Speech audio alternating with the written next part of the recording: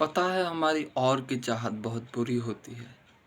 और की चाहत के चक्कर में हम फँसते चले जाते हैं कि और चाहिए, ये भी चाहिए, वह भी चाहिए, सब कुछ चाहिए। और की चाहत ऐसे ही है जैसे दलदल। दलदल में कोई व्यक्ति अगर फँस जाए दलदल में कोई व्यक्ति अगर फँस जाए, वह जितने भी हाथ पैर चलाए उसमें उतना ही धँसता चला जाता है, उतना ही गहरे में उतर जाता है। वैसे ही और की चाह है। हम जितना भी पालें, धन एकत्रित करने पर हमारी इनसिक्योरिटी बनी ही रहती है। हमारा डर भय बना ही रहता है कि हमने 4 लाख रुपए जमा कर लिए, हमने 5 लाख, हमने करोड़ रुपए जमा कर लिए। अब इन्हें मैनेज करना है, अब इनकी चिंता भी करना है कि ये चोरी ना हो जाए, ये खो ना जाए। भले ही इससे हमारी 7 पुश्तें खा लेगी, लेकिन हमें आज इसे मैनेज तो करना होगा ना। और की आशा भी है, अब इसे मैनेज भी करना है। बहुत दिक्कतें होती हैं। ये दलदल ही है, ये संसार दलदल ही है। जितना घुसोगे, जितना पिड़ोगे, जितने हाथ पैर मारोगे, उतने ही धँसते चले जाओगे, उतने ही फँसते चले जाओगे। जैसे और ये और को हम नाम दे सकते हैं आशा का।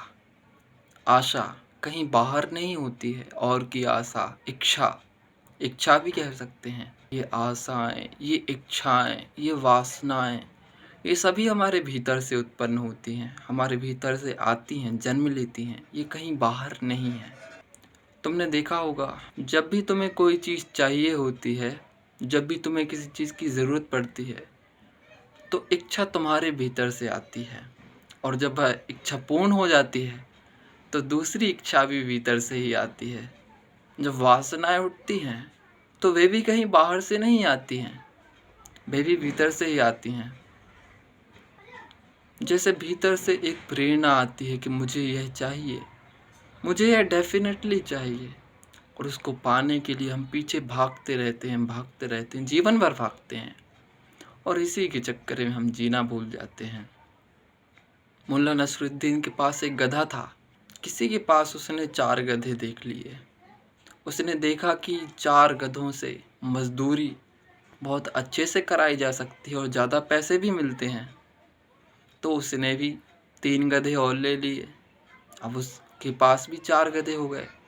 मुल्ला नसरुद्दीन बड़ा प्रसन्न हुआ, पर जेब की तरफ देखा तो जेब खाली हो गई।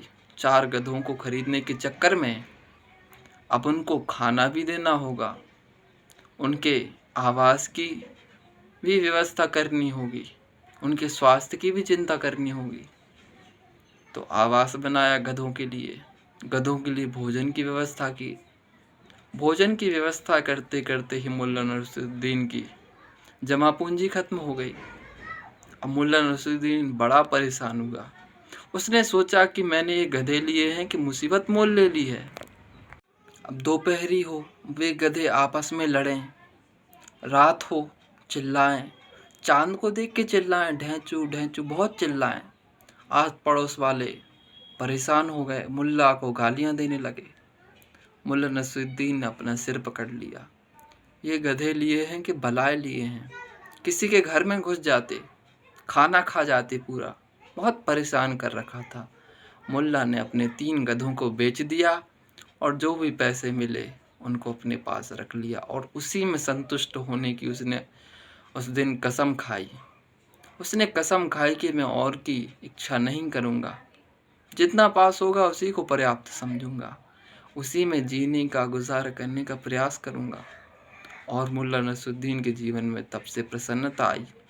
ये सही है कि हमें कल के बारे में सोचना चाहिए, हमें योजना बनानी चाहिए, हमें कुछ बचत करनी चाहिए, पर ये सही नहीं है कि हम इतना इकट्ठा कर लें, इतना जमा कर लें, हम खुद बन जाएं, वह हमारे विकास में, हमारी वृद्धि में बाधा ना बन जाए, वह कहीं दलदल ना बन जाए जिसमें हम फंसते चले जाएं, वह हमारे लिए परेशानी ना बन जाए कि बाद में हम दिक्कत में आ जाएं, बाद में हमें ये लगे कि ऐसा हमें नहीं करना चाहिए था। कार्य करने के बाद उन्हें लगता है कि मुझे ये नहीं करना था। मुझे जो करना था, मैं जो बनना चाहता था, मैं वो बन ही नहीं पाया, मैं वो कर ही नहीं पाया, क्योंकि लोग कहते हैं कि ये करो, ये करो, ये बनो, वो बनो, कई सारे ऑप्शंस रख देते हैं। इसी के चक्कर में व्यक्ति चुन नहीं पाता कि मुझे क्या बनना है, मेरी इच्छा क्या है, मैं क्या चाहता हूँ, और इसी वजह से वह अप्रसन्न